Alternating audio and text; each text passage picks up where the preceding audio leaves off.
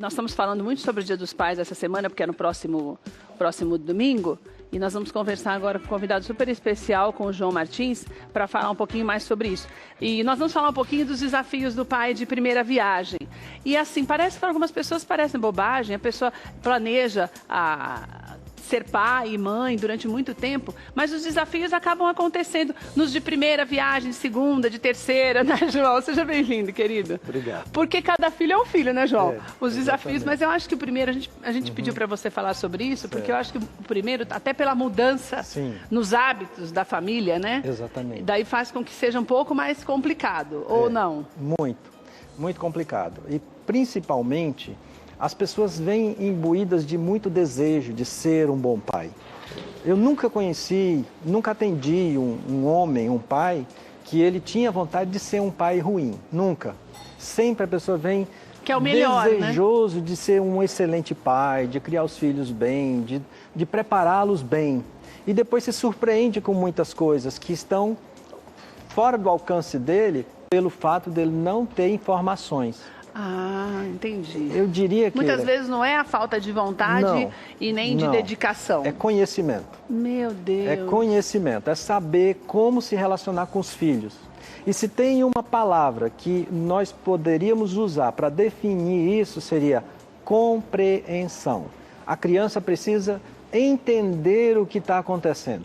Isso acho que mais do que nunca, né? Porque eles entendem tudo desde tão cedo. Desde hoje, o né, início. João? Não, ela precisa sentir que há uma lógica no comportamento. Por exemplo, o pai que briga com o filho porque estava na casa do avô. Eu estou falando de um caso real. Certo. O filho, 3 anos de idade, foi para a casa do avô. E demorou mais, morava perto do pai. Demorou mais, chegou, o pai brigou muito duramente com ele, ainda deu umas palmadas, porque a criança estava na casa do avô. Do avô? Do avô. O que gerou nessa criança?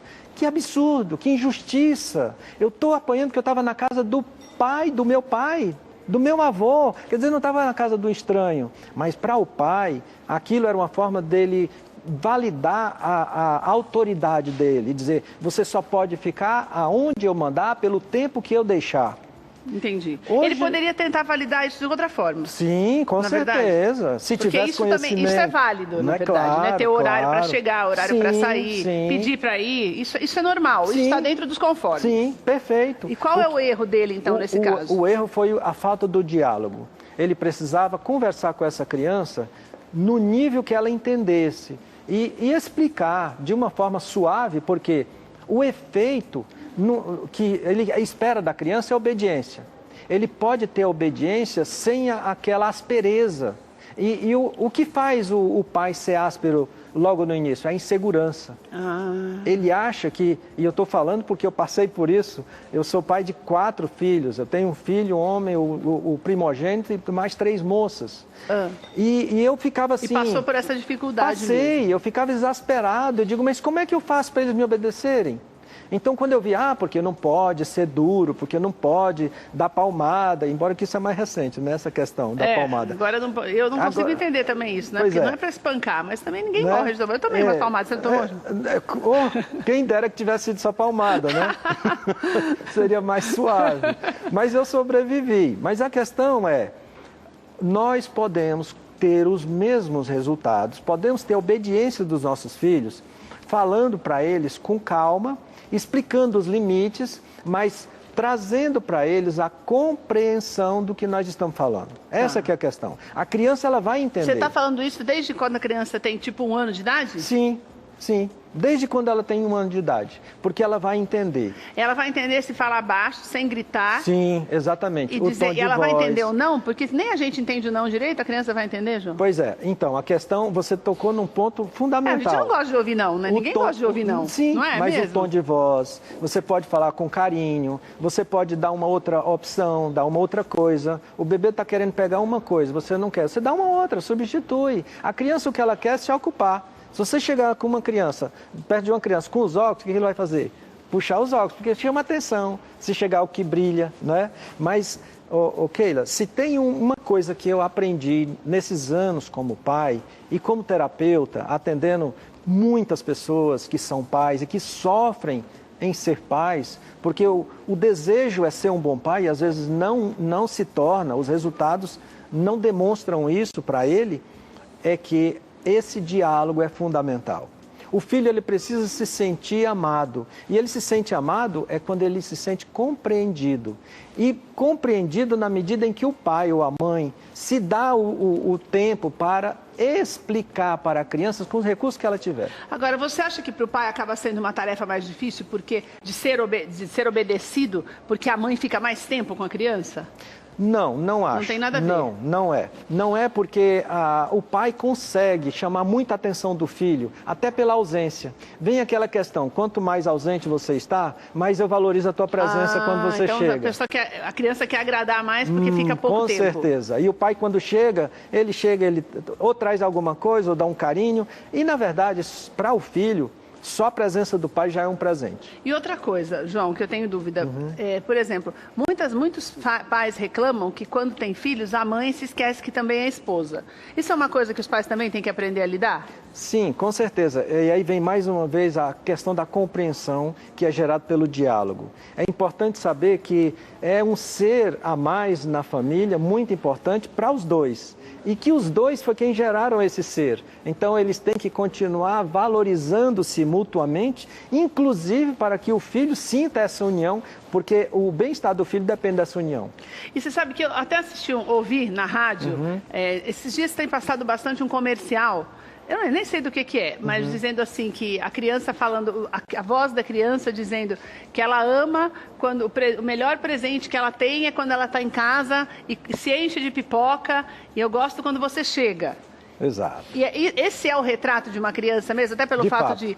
Hoje não, que as mulheres também ficam fora, mas do pai acabar chegando um pouco mais tarde mesmo. A criança precisa da presença, fazendo o que quer que seja, mesmo que seja num espaço curto de tempo todos os dias, mas isso tem que ter. É fundamental. O filho, essa companhia do pai, assim, obviamente, como a mãe, é fundamental essa presença. Então, mesmo que o pai não more com o filho, mesmo que o casal, por algum motivo, esteja separado, é fundamental que esse filho veja esse pai. É fundamental. É essencial. Isso é como alimento para o filho. E tem muitas... A gente percebe também que os pais, coitados, eles são meio discriminados porque dizem que tem menos paciência, que não tem coragem de trocar fralda, que acha que cocô fede muito, então vai e leva até para a vizinha, mas não troca a fralda. Daí isso é uma coisa que também tem que aprender? A dividir essas tarefas que não são nada cheirosas, por exemplo? Com certeza. E é só pensar o seguinte, o cocô do pai também não é cheiroso. Então é mais fácil de se acostumar. Porque tem gente que sai briga por causa dessas coisas, não é? Sim. Você fala, mas você que está em casa, se você não passou por isso, sempre houve alguém. Eu nunca passei, não tenho filhos, mas já vi várias pessoas falar isso. Sim. Ah, meu marido tinha até medo da criança fazer alguma coisa, eu não estou em casa, porque ele quer levar até na minha mãe. Na verdade, é insegurança. Isso é mais questão de insegurança. O pai que sabe, que ele se sente seguro. Você vê que tem homens que falta jeito para pegar uma criança. Isso a gente precisa aprender também. Então, Keila, eu volto na questão da compreensão, da informação. À medida que os nossos pais tiverem mais informações, as crianças vão receber um tratamento muito melhor. E o pai vai se sentir à vontade para trocar uma fralda porque ele vai ver que é fácil. Que não é um bicho de sete cabeças. Não é difícil. João, me fala uma coisa.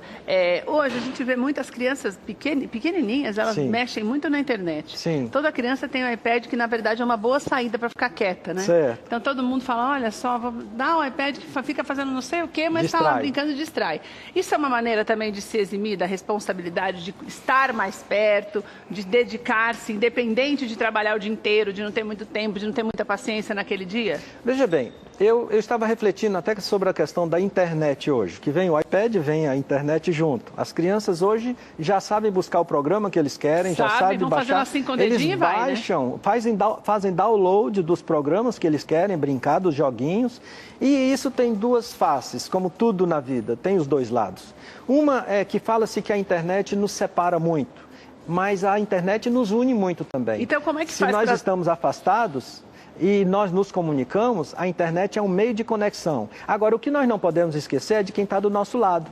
Nos conectarmos com quem está distante deve ser feito de uma forma equilibrada. Assim como a distração para o bebê ou para a criancinha de poucos anos, onde se entrega um iPad para ele ou entrega qualquer outra coisa que antes era um brinquedo, era o carrinho, era o controle remoto, agora é um iPad, é um smartphone qualquer.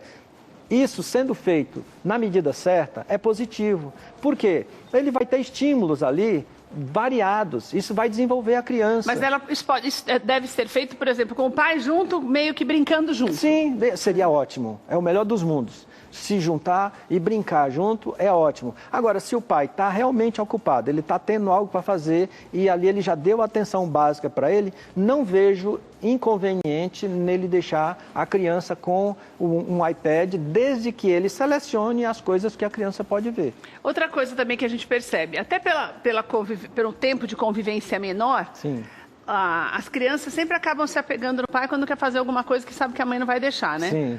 Daí fala assim, pede para fulano, daí vai lá, o pai normalmente deixa. Esse consenso, ele tem que existir desde pequeno? Veja bem, quando o filho entende que se ele pedir para o pai, ele tem algo que a mãe não deixa, isso começa a criar uma cisão dentro da criança. Ele começa a achar que existe um lado que ele deve beneficiar para ele receber... Ele pode gostar mais, né? Exatamente, assim. E isso é nocivo, isso não é saudável para a criança.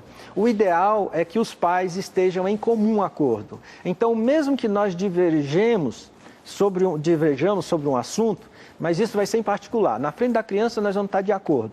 Então, se eu deixo, você também deixa. A mãe deixa, e se a mãe não deixa, o pai também não deve deixar. O comportamento agressivo entre os pais, ele influencia muito na personalidade, no desenvolvimento da criança? Totalmente. O comportamento, o estado mental dos pais, o estado emocional. Basta você ver que tem estudos que comprovam que a emoção da mãe, enquanto ela está grávida, o bebê assimila essas emoções. E isso vai nascer com ele. Ele vai nascer com essas emoções. Então, um pai que maltrata a esposa enquanto ela está grávida, ele está, na verdade, maltratando a esposa e o filho que vai nascer. E depois que cresce, quando começa a brigar demais, também influencia? Totalmente. O filho, ele modela os pais. Então, um filho que é grosseiro com uma namorada, por exemplo, é porque ele já viu o pai sendo grosseiro com a mãe. Começa a achar meio que natural. Acha natural. Mas isso é desarmônico. Nós somos seres harmônicos naturalmente. Basta pensar a nossa origem, mesmo na sua linha religiosa, mostra que o espírito que habita em nós veio de Deus. Foi com o sopro de Deus dado no homem, no ser humano. A gente não foi feito para ficar brigando. Então, é um espírito harmônico, de paz, de harmonia. Agora, se o casal se une dizendo que é por amor e depois vai viver brigando, de uma forma com a discórdia, e na frente da criança, o que é pior, né? Está sendo o modelo. Ô, João, como pai de quase um time de vôlei, mais só faltou um, né, para os 5 de vôlei. Pois é. Na tua opinião pessoal, na tua vivência, o que é mais difícil em começar a ser pai, vamos dizer assim, na primeira experiência? Olha, o mais difícil, na verdade, é saber como se comunicar com a criança. O mais difícil é como se comunicar com aquele serzinho que acabou de nascer e que você não sabe como ele entende as coisas. Então, é um mistério. É uma coisa que me deixava assim, nossa, como é que eu vou me comunicar para ele entender? Como é que ele vai entender o que eu quero? Não é? Eu diria que para mim foi a pergunta mais persistente. E daí como é que você resolveu esse problema na sua cabeça? Então, eu fui resolvendo, experimentando. Porque, na verdade, a gente não tem curso para ser pai. E, gente, eu acho que nós devemos criar um curso para pais novos. É sério. É importante um curso para trazer consciência para os pais de como gerar essa comunicação. Porque eu fui aprendendo assim, tentativa e erro. Como é que eu faço? E aí, se eu só falar, ela vai entender? Porque eu criei as 3 filhas. O meu primeiro filho foi criado pela mãe porque nós tivemos um relacionamento rápido. Então, o meu casamento foi com 3 meninas. Então, essas meninas foi quem eu criei desde que nasceram. Ou seja, você foi pai de primeira viagem 2 vezes. Exatamente. Mas daí na segunda já estava mais esperto, ou não, necessariamente? Nunca fica muito esperto. Olha, eu lamento dizer que a gente sempre se surpreende, porque cada criança é um ser diferente. Uma personalidade diferente, né, é impressionante. João? Das minhas 3 filhas, a terceira me surpreendia sempre também. Mas uma coisa que eu aprendi, procurar ir com calma, procurando se fazer entender. E isso vale até hoje. Até hoje eu tenho que falar com as minhas filhas e o meu filho de uma forma que, ouvindo-os, de maneira que eles se sintam entendidos e respeitados. A criança precisa do nosso respeito desde criança, desde que ela nasce. Ela quer sentir que a gente valoriza ela. E nós valorizamos, mas às vezes pelo medo de que ela não nos respeite, a gente quer aprender. Quer mostrar que é durão. A mostrar que é durão. Mas esse durão não é o que nós queremos ser. E isso é fundamental. Se eu tenho uma dica para os pais de primeira viagem sejam calmos. Não vai ser a aspereza que vai trazer autoridade.